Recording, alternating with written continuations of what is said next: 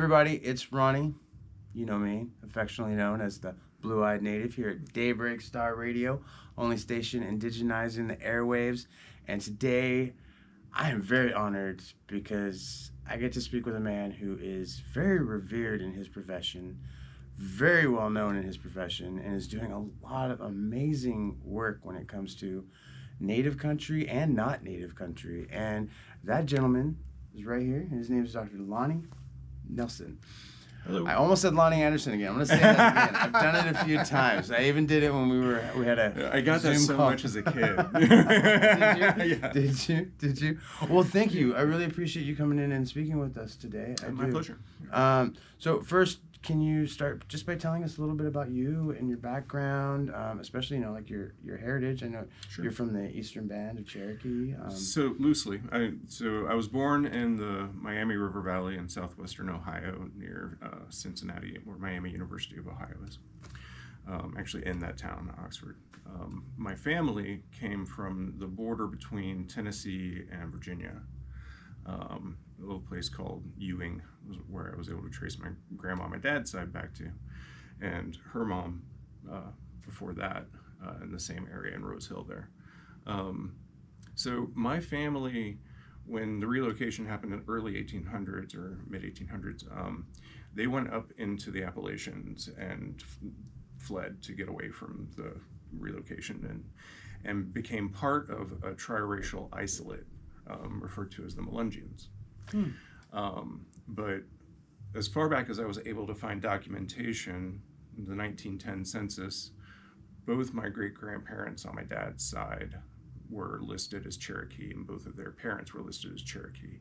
And in 1910, the only Cherokees in that part of the country you'd have to refer to as being a part of the Eastern Band contingent, even though that tribe wasn't federally recognized for another several decades.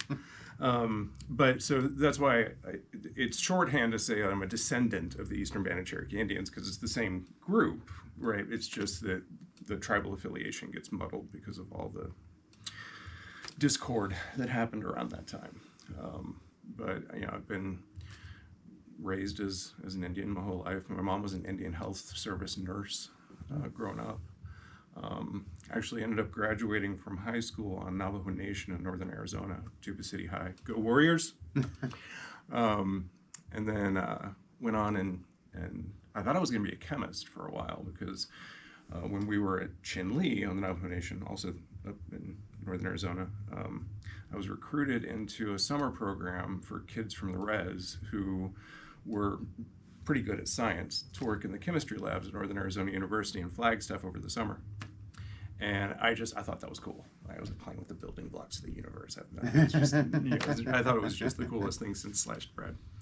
But time went on, and life happened, and I decided I would rather work with people and try and make tangible impact in people's lives. And so I moved down to Tucson, changed my major, and went into psychology. And I did my associates at Pima Community College in Tucson, and then my bachelor's, my master's, and my PhD, all there at University of Arizona in Tucson. Nice. So what brought you to Wazoo then? Okay, that's a long, circuitous route. So, so while I was in graduate school, I started off studying complementary alternative medicine and working with energy healers and people like that to try and figure out what was going on with all that. And then in 2000, my mom was diagnosed with Parkinson's disease, and I decided I needed to learn everything I could about the brain and how it worked. And part of those studies, I found out that by the time a person presents with symptoms of Parkinson's disease, 80% of the substantia nigra, which is the section of the brain that produces 80% of the dopamine in the brain, was gone. And so that's not a terribly plastic part of the brain. It's not amenable to rewiring or reshaping.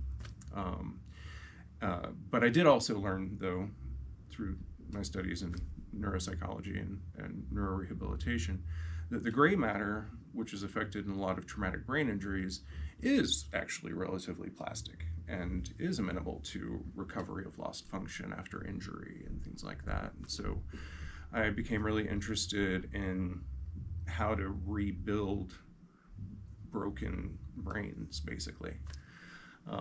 And so that led me to doing my clinical internship in rehabilitation psychology and neuropsychology, which then led me to doing my postdoctoral fellowship at Harborview in Seattle.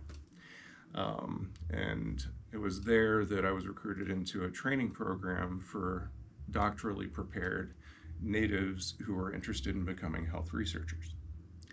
And so I was in private practice for a while and worked with that program for a while, a couple of years, completed the training program. And in the course of that, there were a lot of people coming back from the theater of operations in the Middle East that had been exposed to too many blasts, and they were having cognitive difficulties due to blast-related brain injury. And so a job announcement from an organization called the Defense and Veterans Brain Injury Center came across my inbox, and I sent them my CV. They invited me out to do a talk. I gave a talk on how to use electroencephalographic or brainwave biofeedback to rehabilitate attention functions in people post-traumatic brain injury. They thought it was fantastic. They hired me. I moved to Richmond, Virginia. Worked at the Hunter Holmes McGuire VA there for about a year before I was recruited to a more active site, Fort Carson, Colorado, and Colorado Springs, which is where a lot of the folks were coming directly back to and deploying out of to go to Afghanistan. And so I worked at the Soldier Readiness Center and then eventually the Warrior Recovery Center there. And I stayed in Colorado for 4.5 years doing that. And the bureaucracy of working with the military just got the best of me, and I was like, I'm going back to academia and going back to native health, back to my roots. So I came to UW, and I was in a patient-centered outcomes research training program for a couple years, and sort of making connections back with the native community up in the Pacific Northwest up here, and writing grants and talking about ideas with different community partners, and in 2018 I submitted 4 different grants to the National Institutes of Health. And the following summer, right after my family and I relocated over to the east side of the state, to Spokane, 3 of those 4 got funded. And those were the URBANE study, which we're going to talk about in a little bit. Definitely. The American Indians Chronic Disease Risk and Sleep Health study, and the Counseling for Harm Reduction and Retention in Opioid Use Disorder Treatment with Cherokee Nation. Those were the 3 that were funded all in the summer of 2019, like within 2 months of each other. So my world went from, oh, what am I going to do, to, oh my God, how am I going to get all this done? We got all this work now, and how am I going to, and then of course 6 months later the pandemic happens, right? And so it was just, it's been a wild ride, but yeah, we've managed to get most of the work done on those 3, as well as the suicide prevention project I was working on before that. And anyways, it's just, it's been one thing after another, man. It's just, I like to partner with community organizations that want to affect positive change and improve the lives of our relatives as best I can. That is all info I just completely understand. And yeah, you've had quite a ride. And now and since you're at Wazoo, I thought it only appropriate to make sure I have the right gear on. Yeah, right. So you just mentioned it, and it's something that I definitely want to make sure that we cover, because it's an amazing project, and it's the Urban Native Elders project, which is, or URBANE, as it's lovingly called. And its objectives is studying Alzheimer's disease and the related dementias among native elders. Sorry. So I was wondering if you just explain more about that, so our listeners can know, and then definitely make sure we get that information out there, because I know you're still seeking elders to speak with and stuff. Yeah, absolutely. So prior to the URBANE study, the only work that had been done in native populations with cognition and aging was in reservation-based communities. So, that's great that that work was done, and it was a first step in the right direction. But even in 2010, in the census that was conducted then, if you looked at the 65 and older population, and you looked specifically at natives, 86% of our elders lived in urban areas. They didn't live in reservation communities. So, in investigating cognition and aging in reservation communities, the findings might not necessarily be generalizable to our actual elder population. It's just not as much of a number. Well, you're right. It's not as big of a slice of the population living on reservations as there are now living in cities. And I don't think anybody's gotten around to doing the calculation from the 2020 census numbers, but I'm sure the numbers only gotten larger. This is largely due to, grandparents following their kids into cities where the kids go to work, grandparents take care of the grandkids, right? And it's like that intergenerational family model that is so common in our communities. But the fact of the matter is then that we don't really know very much about our Native elders and how their cognition or thinking abilities and memory might be changing as they advance in age. We have reason to believe that it's not going to look the same as non-Hispanic white population, but we don't know exactly how. And so URBANE is recruiting in Anchorage, Seattle, San Bernardino, Phoenix, and Oklahoma City currently. We're shooting for 1,000 participants by the end of December of 2024, which is when we're going to stop recruitment and start doing some of the biomarker assays and generating actual analyses of the data and results and stuff. And of course put in for the renewal to bring everybody back from our first wave that we will have completed in December for a second time point. Because it's one of the things about Alzheimer's and related dementias is you can't really tell much about how a person is going to do with a single point in time. You have to get 2 points in time, ideally with a few years between them, to be able to determine, who's making declines, who's staying flat, who's getting better over time, and what those changes really look like, and to characterize those. Monitoring the progression and seeing what the differences are between people and how. Right. Okay. Yeah. And so having that second time point is going to make the first time point that much more valuable, right? And so we'll be putting in for the renewal application in probably January of 25. And so, that's the basics of the URBANE project. What are some of the key findings so far, insights from the project so far that and how do you envision the expansion if you guys continue going past the 1,000 more funding and stuff? Sure. Yeah. So, well, right now we don't have a whole lot of findings quite yet because we're still in the data collection process, and you're not really supposed to peek at your data until you've got a significant sample.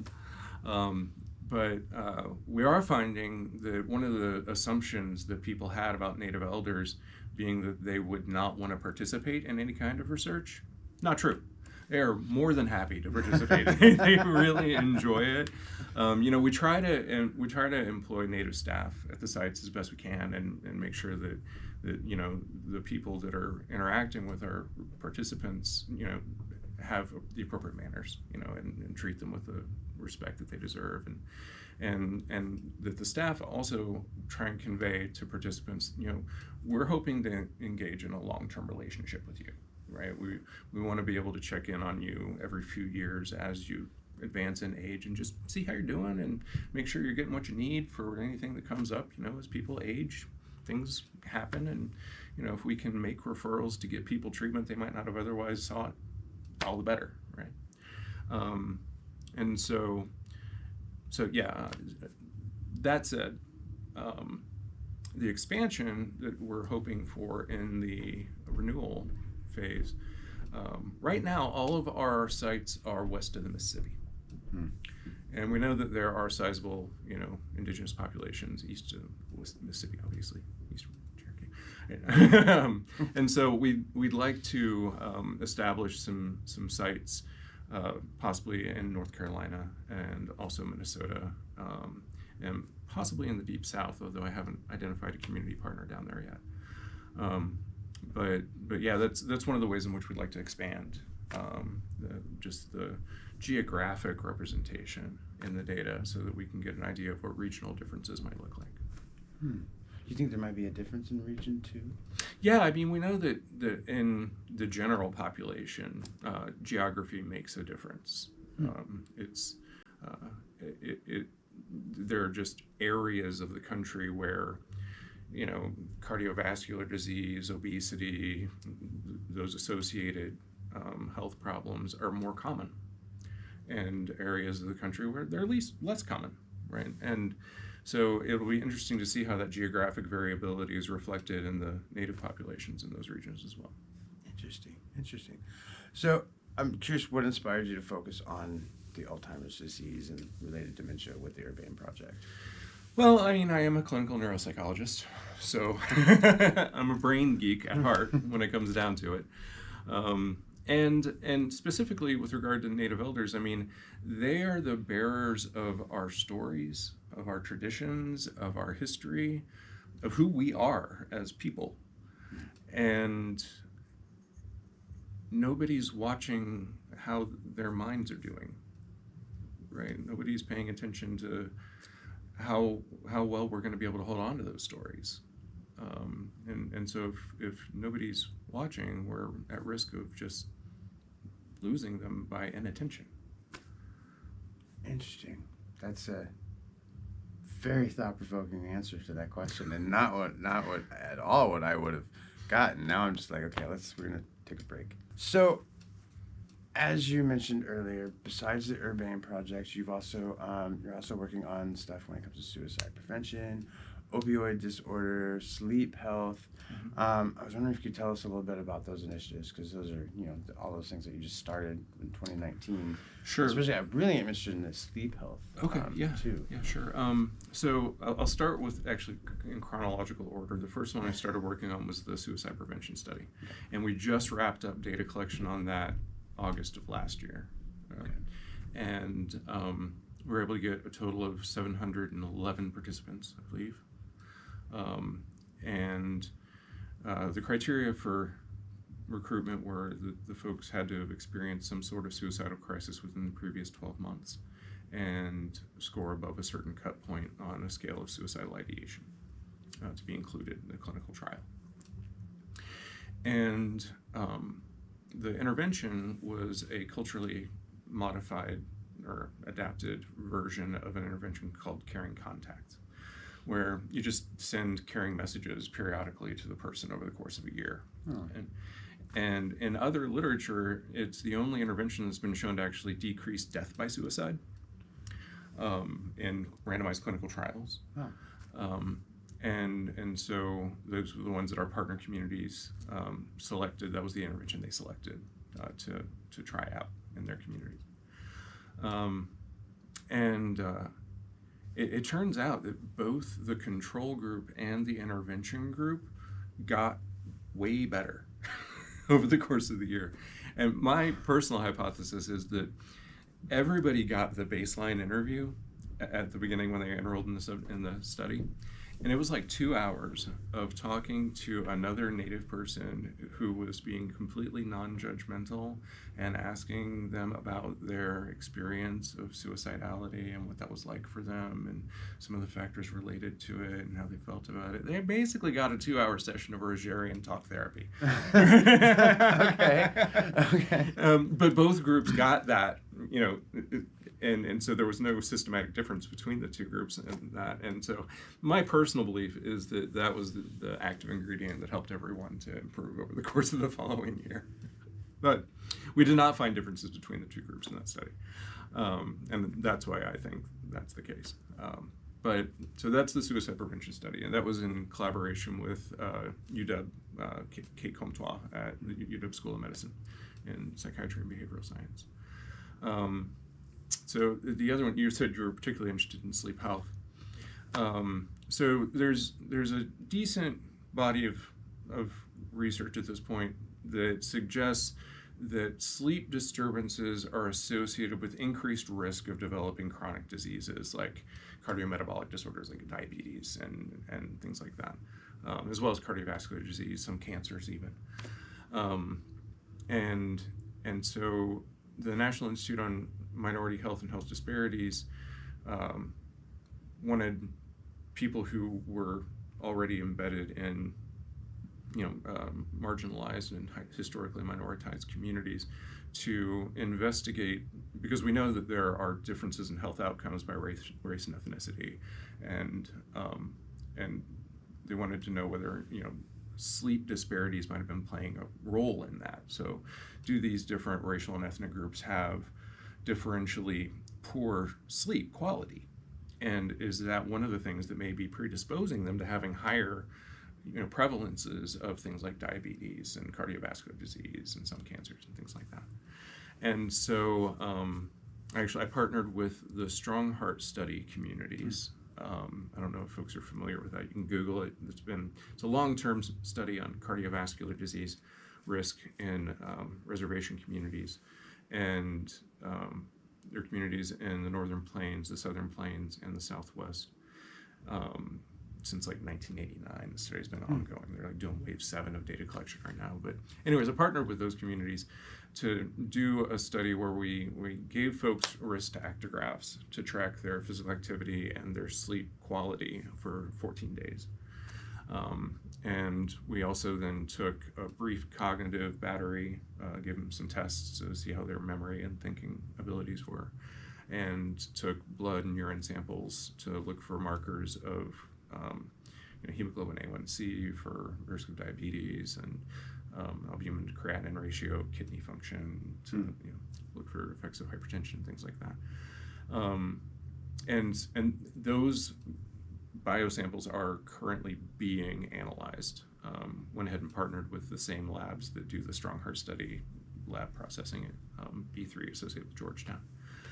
And those samples are being run now. What we have seen is that there does appear to be a higher prevalence of obstructive sleep apnea. There does appear to be some room for improvement in terms of sleep hygiene and people's sort of behavioral patterns around their sleep habits that could be cleaned up to improve sleep quality in these communities.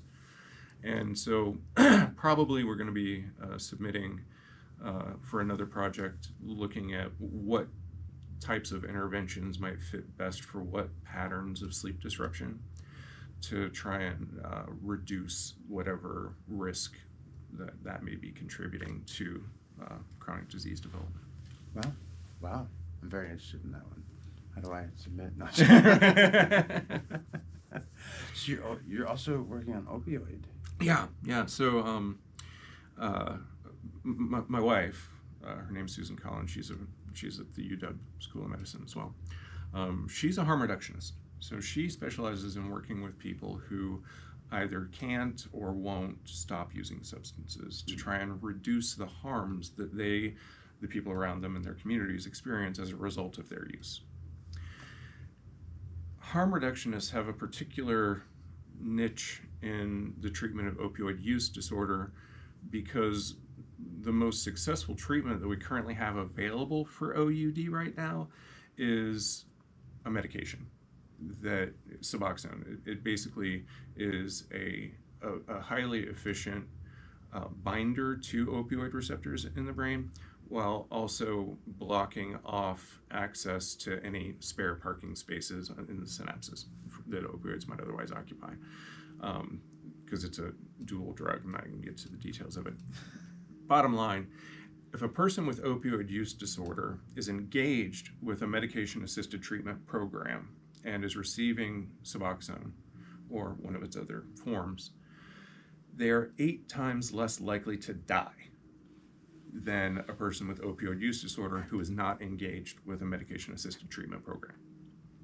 So the brass ring for the treatment of opioid use disorder right now is to try and keep people retained in those programs and keep them getting those medications that they need and the other counseling services that go alongside it. So we partnered with Cherokee Nation of Oklahoma, Cherokee Nation Health Services, to do a bunch of interviews with their patients and their providers and the community members there in their area that had been impacted by opioid use disorder, to ask about what their experiences with medication-assisted treatment have been like, and what they would envision if they could design it, in their own vision. What would that look like, and what kinds of cultural practices would they want to be integrated and offered, as part of the programming and stuff like that. And we developed this enhanced version of the programming that incorporates some cultural events that people can attend, like sweat lodges and stomp dances and things like that, talking circles, and so now we're in the process of recruiting folks that are just coming into the treatment program to either be randomized to get treatment as it would normally be delivered, or this enhanced version, hoping that those enhancements will help people to be retained longer in the program. And so we're currently recruiting for that in Tahlequah, Oklahoma, at Cherokee Nation Health Services. I wish half my staff was here. They would love it. They're like, I'm going to tell some friends at home. I swear to God, I think my IQ points have gone up a few just since we started this interview. It's amazing. We're going to dumb it down for me a little bit in a minute here. But first, I just want to know, looking ahead,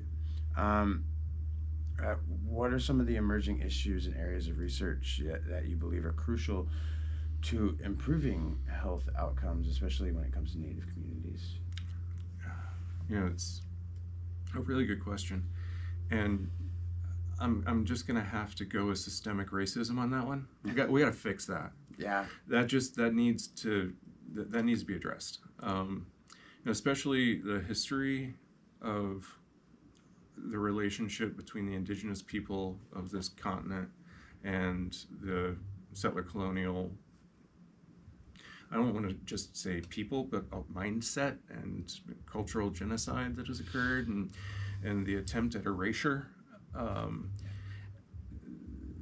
would have to say that if we could try and just address and undo the effects of those forces and policies on our populations, that would probably be the biggest bang for the buck in terms of improving the health status of our relatives.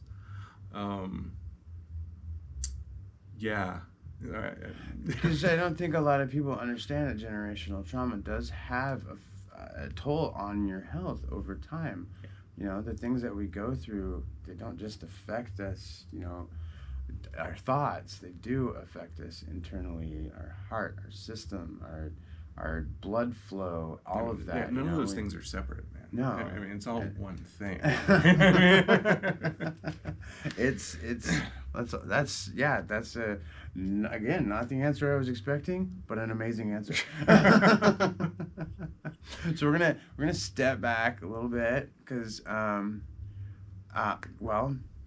as I've come to understand and to see now with my own two eyes, this man is a skilled bow maker and can do some stuff with some wood that's just amazing. Let's go ahead and sure, yeah, pull this over here. So this is amazing. So first of all, I gotta give credit where it's due. In 2016, I was visiting Cherokee Nation at Tahlequah and doing some interviews with folks around suicide prevention and what that intervention should look like and what the caring context intervention should be. And I met a woman by the name of Mary Horse Chief. Hey, Mary. And she took me to a cornstalk shoot at One Fire Field there in Tahlequah. And there I met a gentleman by the name of George Lowe. Hey, George. Who he was an elder, and he gave me the opportunity to shoot a couple of bows that he had made in the cornstalk shoot, because at the time I didn't know anything about it. And I was hooked immediately. And I had beginner's luck, and I had a double my first time. So you get 2 arrows per round. You're 100 yards away from the other stack of cornstalks. And to hit both of your arrows into the other stack 100 yards away is not common for most people. I did it on like my second try. I've never done it again since then. I've been several cornstalk shoots since then. Beginner's luck. Right, totally beginner's luck. But at the hog fry afterwards, I was sitting down with George, and I was like, "Man, you got to tell me how to do this. I want to learn how to make bows." And he was like, "Well, Lonnie, first you got to find the right tree." And I was like, "George, I live in Seattle. People aren't gonna let me just go around cutting down trees." He was like, "Well, here's other sources how you can get your hands on staves to work." But he said, luckily, a good friend of his wrote it all down in a book a few years back and directed me to the Cherokee Nation gift shop to go and purchase said book and read it, and then reach out to him if I had questions afterwards.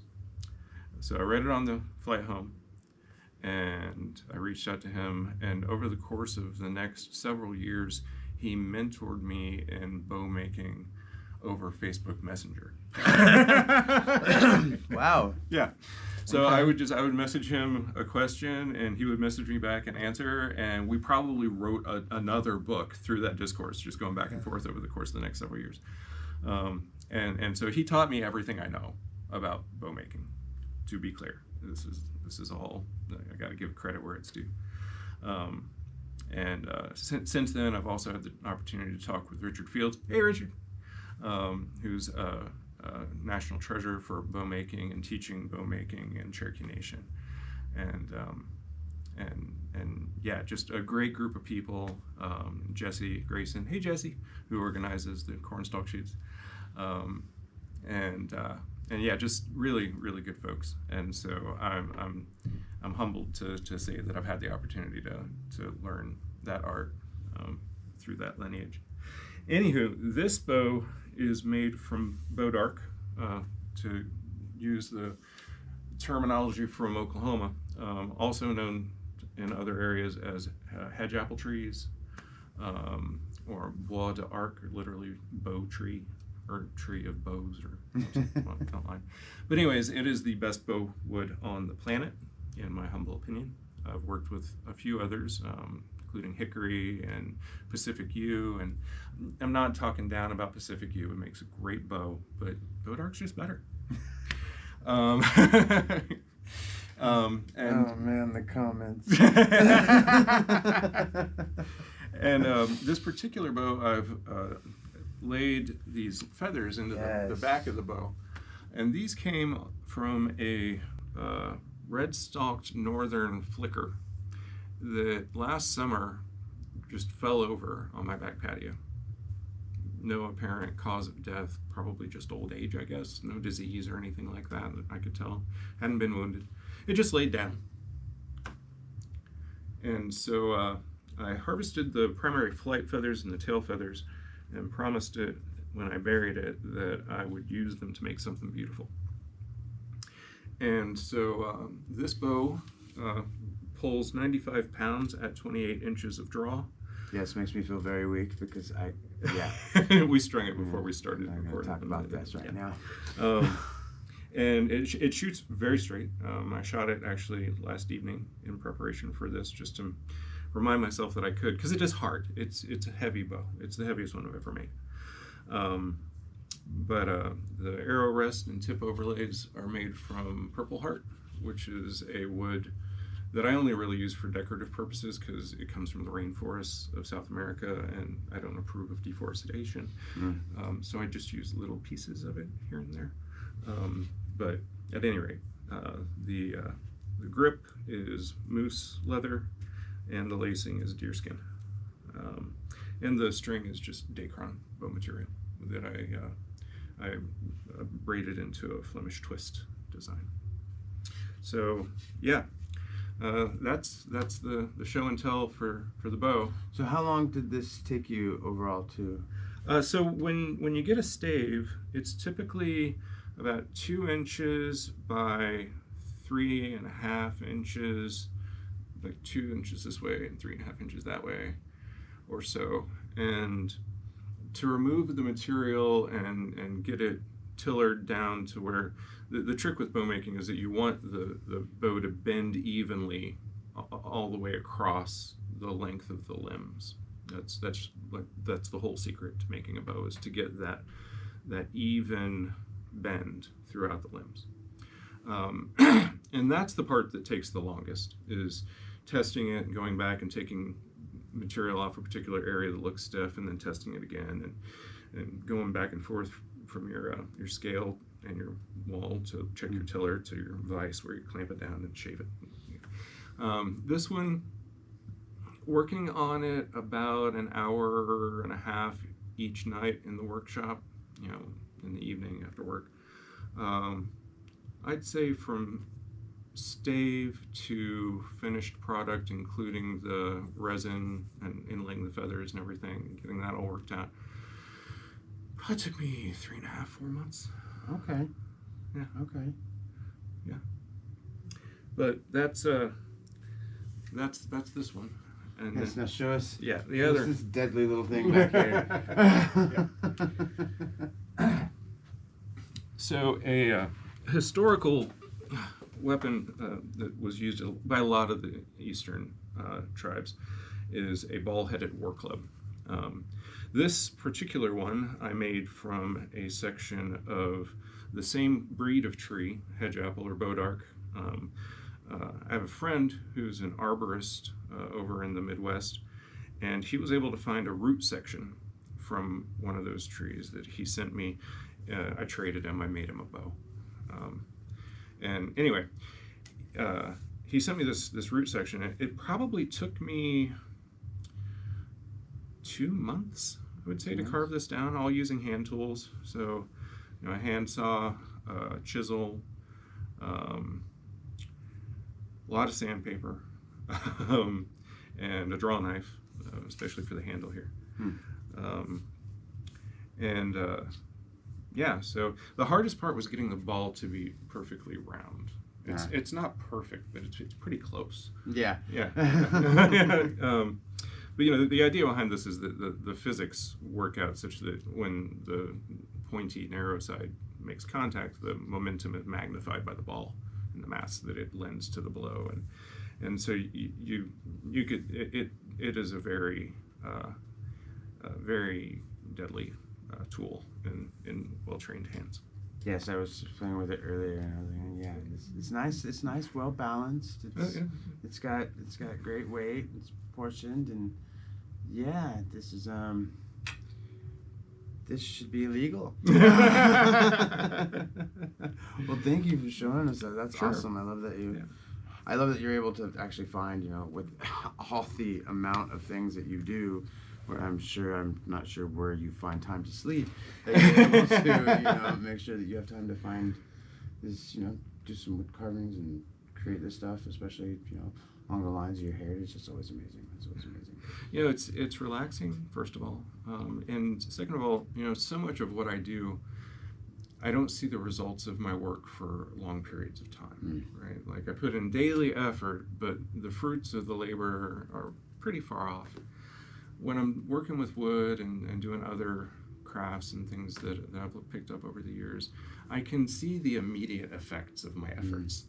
So it's like this immediate gratification thing. Like, as soon as you first swipe with the knife, exactly. Like, oh, I made progress, and I can see the progress. Wow. Whereas with everything else, you don't know until the study is over, and then you get to go through the research. I can understand that. Definitely understand that. Yeah. I got the same feeling from the first time I picked up a paintbrush. Sure. Yeah. Went through it, and I was like, oh, look at that. There's trees on there.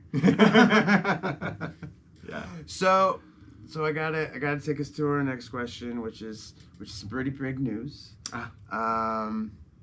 And I hope no one comes after me for this, or any of us. No, all you people over there at Wazoo, I love you. I love you very much. I work with many of you here.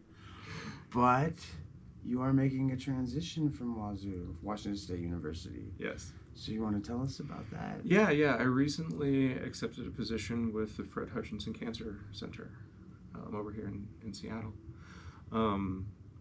They already had a really good team doing some community engaged work over here. I'm thinking of Ursula Sosi and and the folks that work with her are Snowy and those folks, and they didn't really have faculty leadership.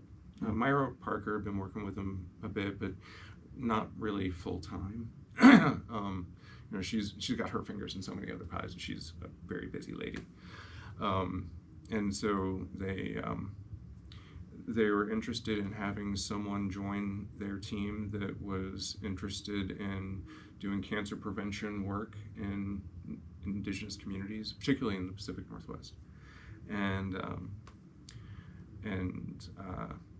it turns out that a lot of the risk factors that I've done prevention work around, and just surveillance and trying to see how prevalent they are and things like that, they're just as big of a risk factor for developing cancers as they are for cardiovascular disease and other chronic health problems. And then it actually also dovetails pretty well with my work in cognition and aging, because both dementia and various forms of cancer increase in prevalence as people advance in age. And so, that work kind of goes hand in hand pretty naturally. Just because we're recruiting and interacting with this older population of Native elders, we would have the opportunity to add on a couple of screening protocols just to make sure that that they're not developing, or detect it if they are, and make sure they can get treatment. One of the reasons that American Indians and Alaskan Natives die at a greater frequency due to cancer compared to non-Hispanic whites and other race and ethnic groups is that we often are at a very advanced stage by the time it's detected. So because a lot of the preventive medicine and stuff like that is less emphasized, let's say, in the healthcare that our relatives receive in a lot of settings, they're at stage 4 by the time it's even detected that anything's wrong, and by the time you're at stage 4, it's much less treatable and much more likely to be terminal. So if we can catch things earlier, the URBANE study is recruiting folks that are 55 and older, and that's also when they recommend increased screening for various kinds of cancers. And so it kind of, dovetails, and, it's another way that I can help look after our older relatives, and I'm honored to do so. Nice. So what are the key goals for this role, other than, the research and stuff? Well, I mean, what are you looking at when it comes to... The ultimate thing is, I guess, a promotion of the understanding that health is holistic, and that taking care of ourselves is multifaceted, but it's all about the same end state, right? It's that state of harmony and wholeness that we hope for everybody. And that becomes especially important the older we get. And so, I would love to see a generation of healthy elders who are carrying, the knowledge and wisdom of the generations forward to pass on to, my daughter, certainly, and, other people who have kids, I'm sure, feel the same way. But my daughter, she's fantastic. I love her. She's blonde-haired, hazel-eyed, fairly light-skinned, but she speaks more Cherokee than a lot of people that I interact with in community meetings and stuff. Just because I want her to understand that that's where she comes from. And also there are some things about just the way Cherokee expresses things that reflect a worldview that's different than English can express, right? So there's an interrelationality in the way that you talk about different objects and how they relate to each other, and use a different word for someone who's standing versus someone who's sitting, and things like this. And so I want her to understand that a worldview can be communicated in a way other than English, that isn't as linear and explicit as English, and can convey more about context, right? And so that's one of the beautiful things about the Cherokee language is that it carries some of that contextual information and the way it's communicated. That, yeah. Anyway, I digress. I have one last question, but I feel like you kind of answered it a little bit there, which is, our goal here is we're gonna move from elders for a minute. Sure. Our goal here is always, getting this stuff out, making sure that our youth can see the stuff that our elders or people like you are doing, and know that you can do this stuff too. It's not all just being on the res and living. Yeah. Yeah. So what would be your advice for Indigenous youth out there, just either trying to make it as a medical expert in a field like you, or just in general? Do what means something to you. I'm not going to say anything cheesy like follow your heart or anything like that, but I mean, engage in things that you find engaging. Do work that you find meaningful. Don't just do something because it's there or it seems like the only thing available. Like, actually seek out what makes you feel nourished to do, to engage in, and to think about, and to talk about, and to work with other people on, and engage with people who have similar interests and passions to your own, and work together, because it's going to magnify the impacts that you can have. I mean, I don't do any of this stuff by myself. I mostly just cheer on my teams who are out in the field actually collecting the data, interacting with the people. I mean, I write the protocols, I select which outcome measures we're going to use, and I work on the subcontracts and do all the administrative stuff. But I wouldn't be able to do any of the stuff that I currently do without my team. And when I was in negotiations with the folks at the Fred Hutch, I made it clear, I was like, I have to have my people. If I can't bring my Seattle team for URBANE with me, I can't come, because I can't do my work without them. And they were like, yeah, no, we get it. So I get to bring my URBANE team from the Seattle side with me over. Nice. That's good advice. That's definitely good advice. To do what makes you feel. What makes you feel like it's that inner being. We do a lot of things, but we don't always do what that make a difference in our own lives when we do it. So that's awesome advice. I want to thank you so much for speaking with me. Real quick, let everyone know how can they get involved in the URBANE study? Yeah, so it's real straightforward. URBANEstudy.com. Spelled exactly like it sounds. URBANEstudy.com. And that'll take you to the main landing site where you can pick which city you live closest to and pick which one of the sites you would most naturally go and participate in. It's open to anybody, of course, who's Native and is 55 years or older and lives within a RUCA coded, rural urban commuting area code that indicates that they are near or commute to an urban area, either their residence or their work. It's all of our sites have great staff, and they'll treat you right, I promise. Awesome. So make sure you tell your elders, get them in there, get this study going. Definitely want to help this out, because we need to know more. We always need to know more. Thank you again for speaking with me. I really appreciate it. I'm looking forward to probably seeing you more often now that you'll be at Fred Hutch. Yeah.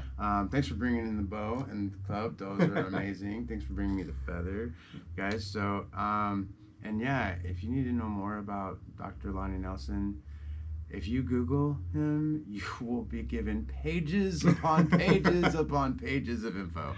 So definitely check it out. And then, if you know anyone that needs some help with any of the stuff we've talked about, you know who to call. Well done. I appreciate it.